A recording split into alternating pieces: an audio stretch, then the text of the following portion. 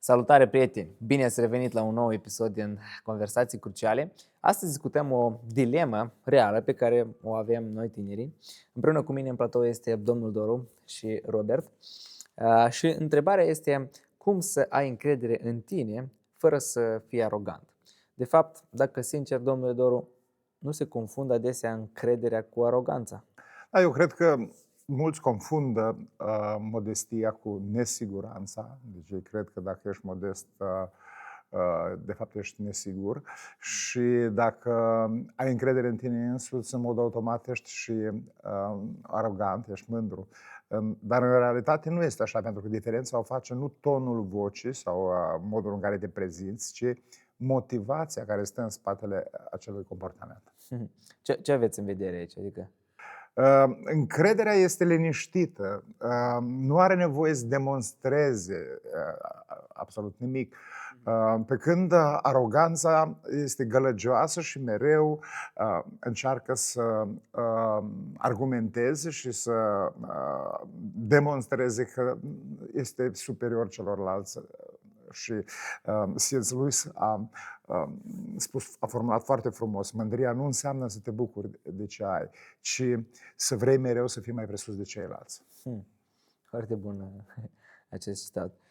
Tinerii de obicei se complexează, din câte cunoaștem noi, probabil și Robert rezonează cu asta, se blochează la anumite complexe care nu depind de ei. Ca de exemplu înălțimea, și cunosc fete care se complexează pentru că sunt prea înalte, sau băieți, sau mărimea nasului, sau anumite aspecte care nu le pot schimba, nu depind de ei. Dar pe de altă parte, nu se implică și nu se dezvoltă în acele domenii unde ar putea schimba ceva. Ca de exemplu să se dezvolte personal, să citească o carte și așa mai departe. De ce credeți că e confuzia asta între tineri? De unde apare ea? Eu am o veste proastă și una bună. O să încep cu cea proastă. Vestea proastă este că orice om are slăbiciune. Și din acea slăbiciune, din acele slăbiciuni, din ceea ce nu-ți place cu privire la tine însuți, niciodată nu o să vină încrederea în tine însuți, niciodată nu o să performezi.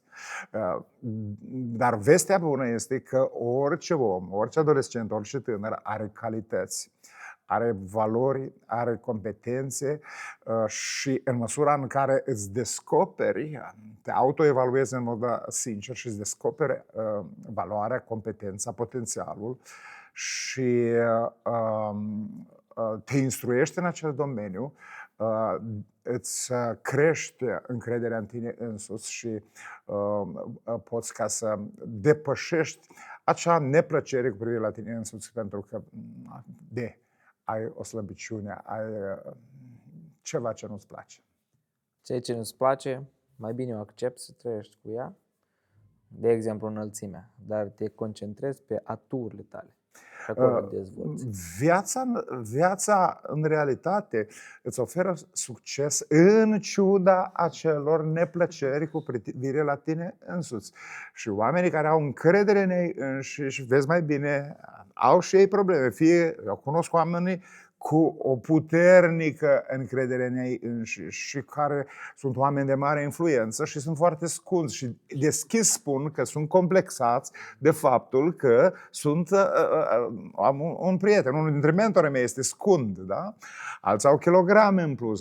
În ciuda acestor neplăceri cu privire la ei înșiși, ei se concentrează la dotările de care dispun și livrează servicii la cel mai înalt nivel și de acolo vine încrederea, de acolo vine impactul lor. Dar dacă vorbim despre această cursă a aroganței, pentru că cădem uneori acolo, C.S. Lewis spunea că de fapt noi intrăm în această cursă când ne comparăm cu alții și nu ne concentrăm pe ceea ce avem sau ce am putea face, dar mereu să ne comparăm cu alții și vrem să fim mai buni decât alții. Pe de altă parte, trebuie să avem încredere în noi. Chiar contează să avem încredere în noi? De ce aceasta este importantă? Eu personal cred că este foarte important să ai încredere în tine însuți, adică să știi cine ești, să știi ce poți și să știi că poți ceea ce poți oferi, livra la un nivel excelent. Nu în comparație cu alții, ci în comparație, n-am mai vorbit despre aceasta în podcasturile precedente, în comparație cu mine însumi din trecut, din anii precedenți, la o etapă inferioară, da? A vieții mele, a procesului meu de dezvoltare. Am citit în Harvard Business Review un studiu care scoate în evidență că încrederea sănătoasă oferă oamenilor care dispun de ea cu 50% mai mari șanse să fie angajați pe posturi extraordinare sau să fie promovați în roluri profesionale, să li se mărească salariul și așa mai departe. Deci contează foarte mult încrederea în tine însuți, dar una sănătoasă, nu toxică. Ok, cum începi să construiești o încredere de sine? Foarte bună întrebare, Robert. Tu ai încredere în tine însuți? Consider că am uneori prea mare încredere. Ok, poate fi și aroganță. Ai grijă despre aceasta. Eu cred că încrederea în tine însuți începe cu descoperirea potențialului. Da? Și este trist că în lumea noastră se vorbește de educație și același tipar pentru toți. Se vorbește despre comparație foarte mult, se supraestimează imaginea, ceea ce într-un fel creează condiții pentru aroganță și pentru artificii. Și prea puțin se vorbește, și noi accentuăm în acest podcast importanța descoperirii propriului tău potențial, pentru că de acolo vine încrederea, să știi de ce ești bun în această lume, să știi de ce ești bun în această viață. Și doi, este să te instruiești în acel domeniu. Nu ca să te compari cu alții, ci să poți ține capul sus, cu demnitate. Pentru că asta în cele din urmă înseamnă încredere în tine însuți, să ai demnitate. Eu sunt bun de muzică și fac în acest domeniu excelență. Dar dacă ești corigent sau vii cu lecțiile nepregătite, desigur nu vei avea încredere în tine însuți. Cu aroganță vei fi ispitit să găsești motive în cei din jurul tău și să denigrezi pe cei care au excelență. Este interesant că dacă vorbim de potențial, uneori chiar potențialul pe care are o persoană îl poate provoca să fie arogant. De exemplu, uneori mă lupt personal din cauza că știu potențialul meu în muzică și din cauza că știu, poate încă n-am ajuns acolo, dar știu unde pot ajunge, parcă percep că deja sunt acolo și asta mă face să mă simt mai bun decât sunt de fapt și pot aluneca în aroganță. Cum eu să mă păzesc de aroganță, în același timp să fiu și încrezut în sine, dar într-un mod sănătos? Atenție, pentru că aroganța aduce cu ea și plafonare. În momentul în care te consideri mai bun decât ești și te consideri mai bun în comparație cu ceilalți, desigur nu vei mai pune accentul pe dezvoltare continuă, pe perfecționare și foarte curând vei fi plafonat. Dar pentru a preveni aroganța și pentru a trata aroganța, sunt câteva metode simple. În primul rând, învață-te să te consulți cu alții. Nu? Învață-te să asculți pe alții. Apropo, dacă când stai de vorbă cu alții, tu vorbești cel mai mult, în mod sigur, te-a apucat aroganța. Pentru că toți oamenii au valoare și dacă nu au valoare în domeniul în care tu ai valoare evidentă, au valoare în alte domenii și merită ascultați, merită să fim conectați cu ei. Un alt mod de a preveni aroganța, de a trata aroganța, este să ceri feedback sincer de la oameni care te respectă, care te prețuiesc. Ei pot să spună adevărul în față. Să începi să slujești în loc să denigrezi, oferă serviciu gratuit, oferă ajutorul, oferă consultații celor din jur, pentru că slujirea este, pe de o parte, cea mai bună modalitate de a preveni aroganța, dar și de a trata aroganța, de a ne vindeca de aroganță. În momentul în care încep, nu?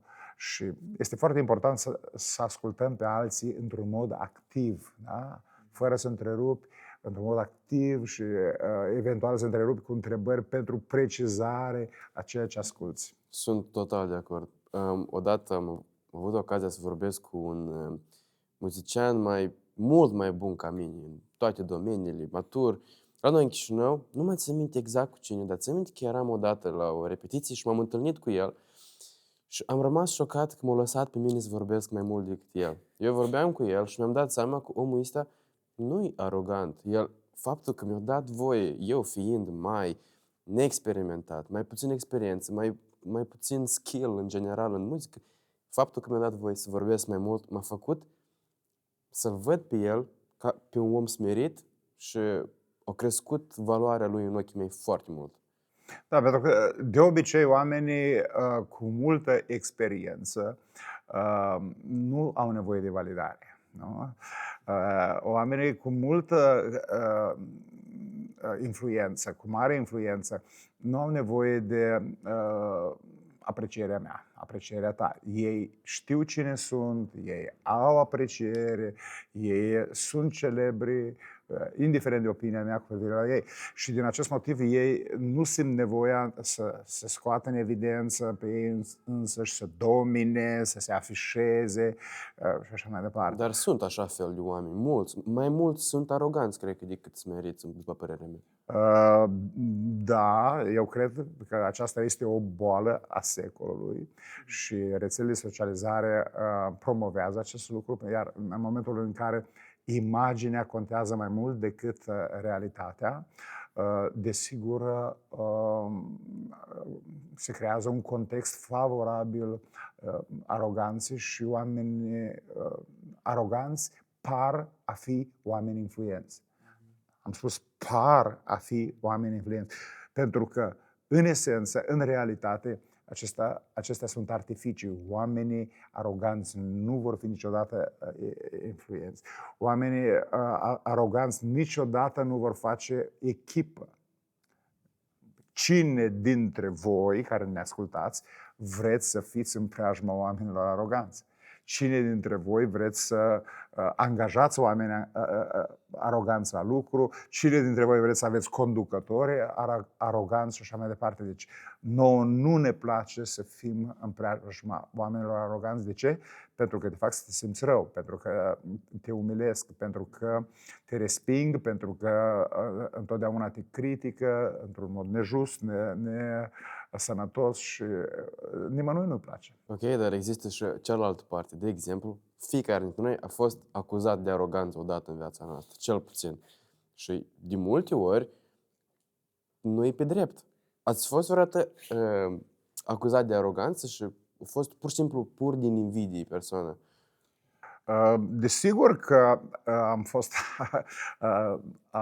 fost acuzat de aroganță, parțial pe drept, pentru că orice om este ispitit de aroganță și se luptă, și pe personal mă lupt să o previn în viața mea.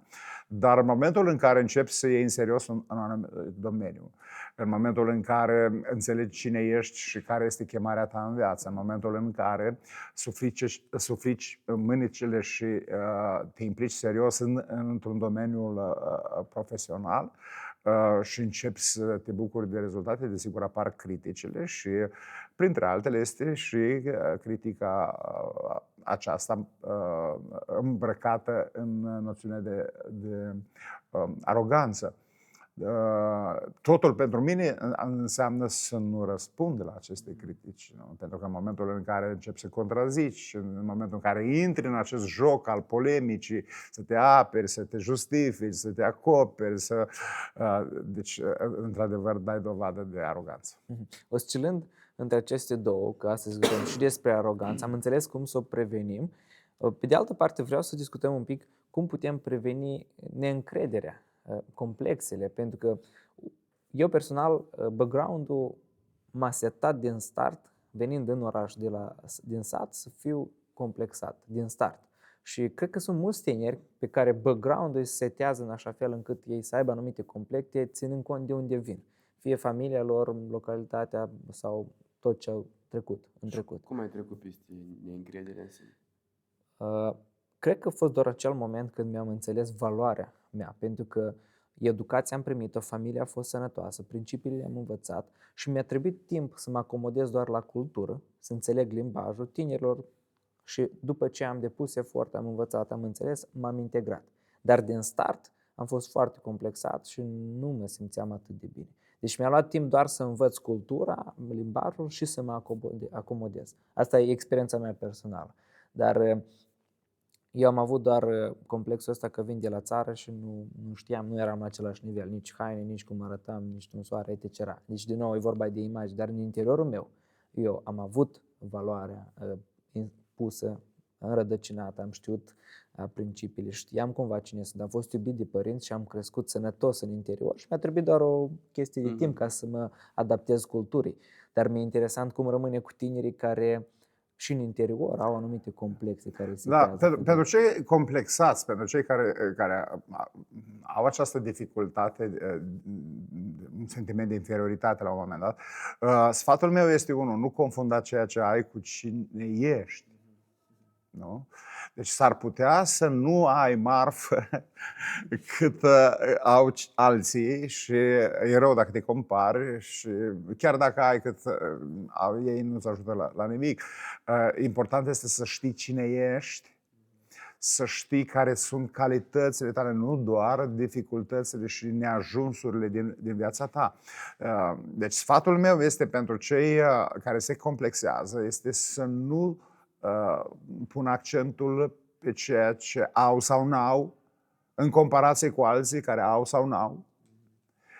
Să pun accentul pe cine sunt ei ca persoană, pentru că de acolo vine valoarea noastră adevărată, din personalitatea care sunt și pe care trebuie să mi-o dezvolt.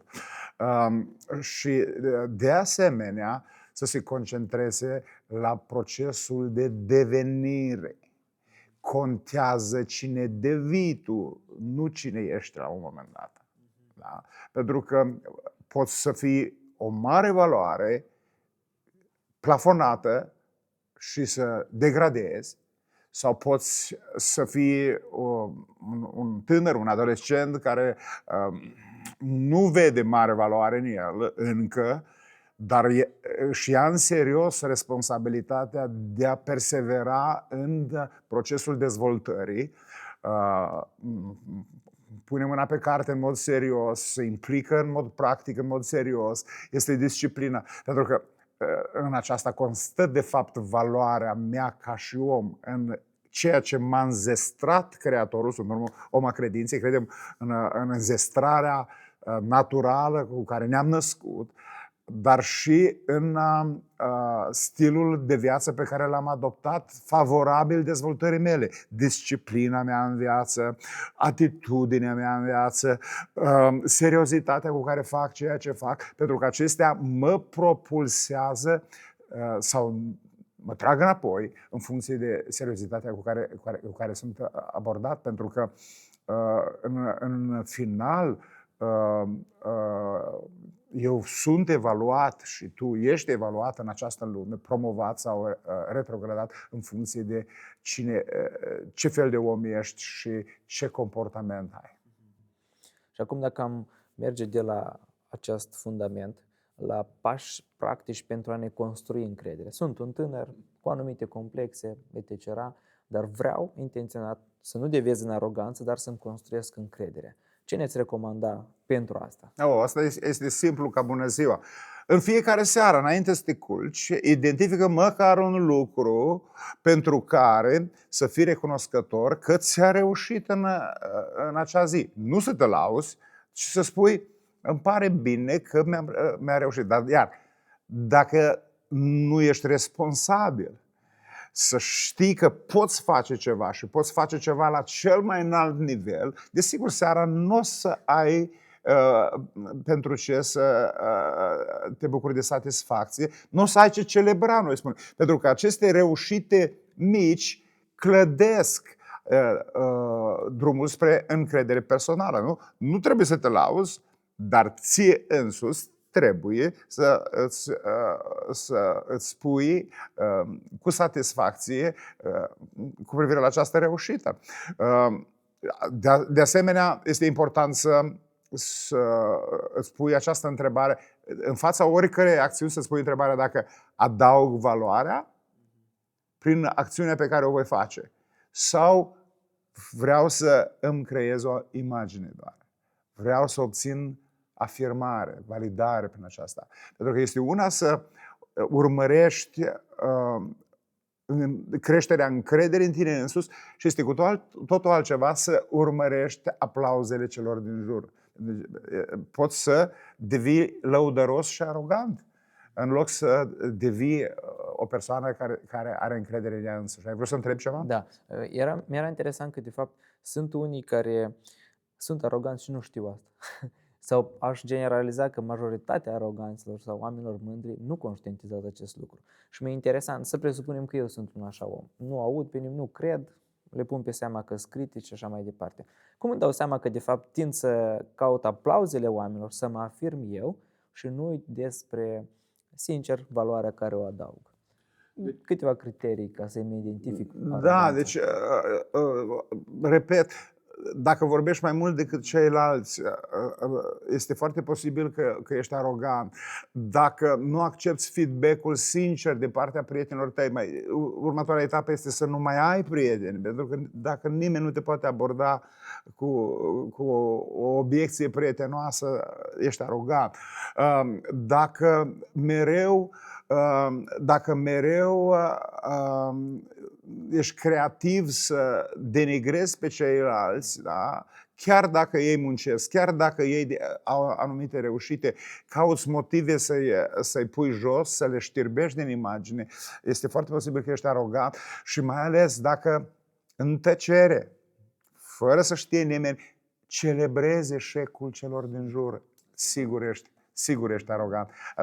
Aceasta este o problemă serioasă, dar încă o dată spun, orice om este ispitit cu aroganța, este responsabilitatea noastră să o administrăm și să o prevenim, să o tratăm dacă ea apare. Și este foarte important să-ți cunoști valoarea, respectând valoarea celor din jur.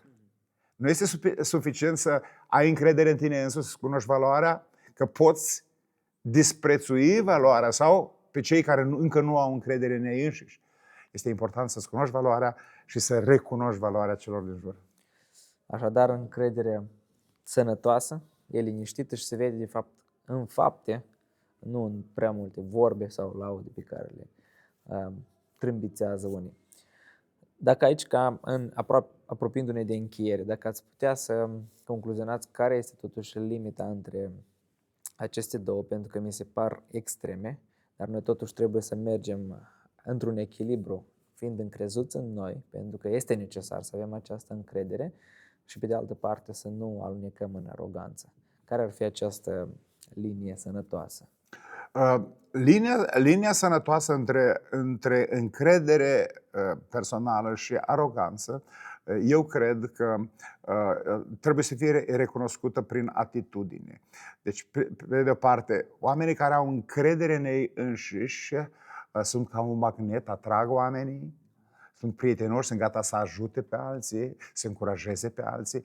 Oamenii care sunt aroganți, chiar competenți dacă sunt ca un perete de fier, oamenii se lovesc de ei, se îndepărtează de ei, sunt reci, mereu critică, mereu reproșează.